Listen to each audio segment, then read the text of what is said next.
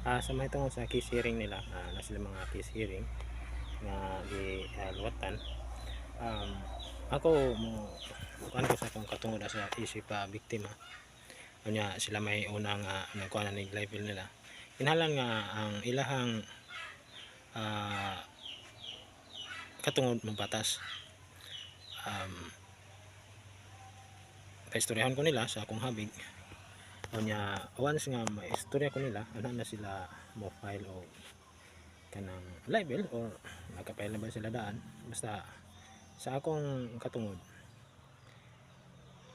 pagluton ko nila affidavits, akong isaysay ang tinuod unya nganong ako nang gipost unya ako man jud ang biktima ni. Kinahanglan ang katungod ani una na istoryahan ako jud unya ikaduha pag manglimbong sila di sa mo invite, mo reklamo ko, ako ipareklamo ang inhibit.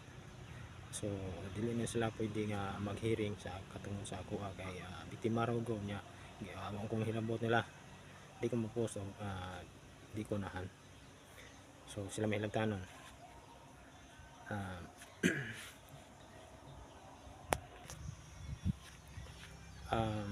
Ikatulo na sila yung mga isyong orders ay kaduha na sila may isyong orders batok ko kanya ako biktima ra man jud ko.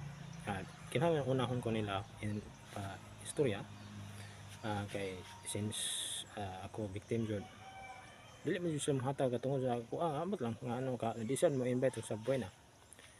So karon kay di man sila mo invite sa buena dito sa issue mga warantuaran ako sila humay ipa-inhibit tapos pagkasuhan sa nako sila ang court personnel tanan kay binuang na nang ila di na tarong matubang ko kung na pero ano man limbong mo sila nya ako man ang biktima jud. Ikatulo or ikaduha ay ikatulo or ikaupat ba ako isip victim since year 2003 dili ko mosugot og bisan unsang charges libels mga allegations nila kaya tungkol sa libels dili ko mo dawat na kay gihimo ra lagi ko victim nya gitinuntuhan ra nya kana tanan nga ilang mga issue batos ko mga oratoran libels ako nang pabayaran og dubli-dubli sa government niya. Ang akong pagustuhon ang government lang kay sino ay nangunag pang minuang sa tuwa ang mga tao nila nya labanan pag nila. So sila yung gasto, sila yung automatic nga pining hearing ilahang gasto. Unya ako kinahanglan patambungon ko sa tanang hearing. Okay? Dili ko dawat nga ako mo ipabayaron nila kay ako gisamok-samok ra gyud ko. Unya napailain kung ako excessive classified information diri nga naghimong krimen sa among lugar kailangan bayaran ko nila sa dako nila nga pagkasayo sa ilahang paghimo o mga krimen diri pila.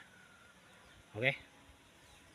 Kung himo sila mga charges ako mga warrant of arrest apil sa inhibit ang akong i-counter case ipag-file na ko batok sila ang kasong conspiracy of trafficking ang himo kong negosyo sa korte ang himo kong nilang negosyo sa kanang pag-ulaw dili sa hagdan ang himo ulipon slave kunya bilimbungan fraud kunya additional ang tanan nga ako mga supporters nga naghimo mga affidavits advocates na ako mga gikompose dili sila pwedeng nakon nya dili sila pwedeng kasuhan apil lang mo prosecute ng mga abogado dili sila pwedeng charges kung naman sila i-question ako patubangon ko nila ang korte problema ng korte kung nga wala ko nila patubanga sa mga hearings nga ang akong protekta o depensa ng abogado nga i-prosecute nga wala nila ako hatagid sa pwena para matubang sa ako ang nagipampos nga reklamo. So walay bisan usang touch nga pagpandakop sa mga ni-support sa ako ni file of affidavits nga na ako nga ipang post kanang mga abogado nga ni prosecute para matawag ang mga gipang reklamo dili pwede sila dakpon. Kung nasa may tumong intensyon ako lang walay na ilain. kung himo sila og mga charges ako mga warrant of arrest, apil sa inhibit ang akong i-counter case ipafile na ko batok sila ang kasong conspiracy of trafficking ang himo kong negosyo sa korte, ang himo ko nilang negosyo sa kanang pag-ulaw dili sa hagdan, ang himong ulipon, slave, kunya bilimbungan, fraud. Kunya additional ang tanan nga ako mga supporters nga naghimo og mga affidavits, advocates nga ako mga gipong-post, dili sila pwedeng nagpon nya, dili sila pwedeng kasuhan, apil lang mo prosecute ng mga abogado, dili sila pwedeng charges. Kung naman sila i-question ako, patubangon ko nila. Ang korte, problema na sa korte kung naman nga wala ko nila patubanga sa mga hearings nga ang akong protekta o depensa na ko ang abogado nga i-prosecute nga wala nila ako hatagig subpoy na para matubang sa ako ang nagipampos nga reklamo. So walay bisan usang touch nga pagpandakop sa mga ni-support sa ako ni file of affidavits nga na ako nga ipang post na kanang mga abogado nga ni prosecute para matawag ang mga gipang reklamo, dili pwede sila dakpon. Kung nasa may tumong intensyon, ako lang walay na ilain.